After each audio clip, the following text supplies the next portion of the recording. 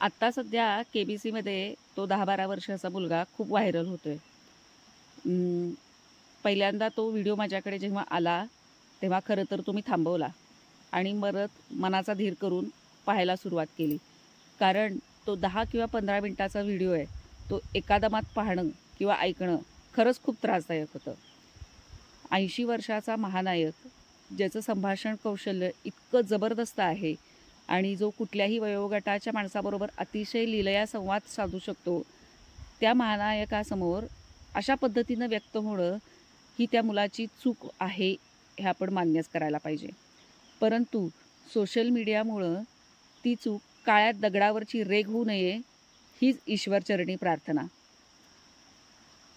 त्या मुलाच्या वर्तणुकीची जबाबदारी पालकांची कितपत, पालक किती त्याला वळण लावायला कमी पडले वगैरे, वगैरे अशी चर्चा सगळ्यांनीच केली आणि आजकाल सोशल मीडियावर सगळ्यांनाच व्यक्त व्हायचं असतं.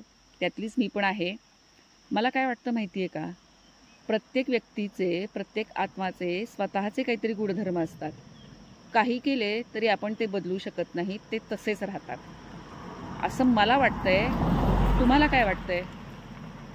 आत्ताही त्या मुलाच्या आयुष्यामध्ये काही व्यक्ती आहेत, इथून पुढं काही व्यक्ती येतील आणि जातील. प्रत्येकानेच त्या मुलाबद्दल किंवा कुठल्याही माणसाच्या आयुष्यामध्ये आपण जर त्यांच्या आयुष्यामध्ये काहीतरी क्रिएटिव्ह किंवा कन्स्ट्रक्टिव्ह बदल जर घडवून आणू शकत नसू, तर कमीत कमी त्या मुलाला किंवा कुणालाही टोमणे मारून हैराण तरी करू नये.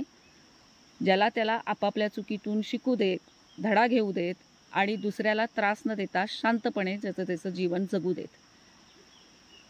माझी ही मतं अशी आहेत. तुम्हाला काय वाटतंय?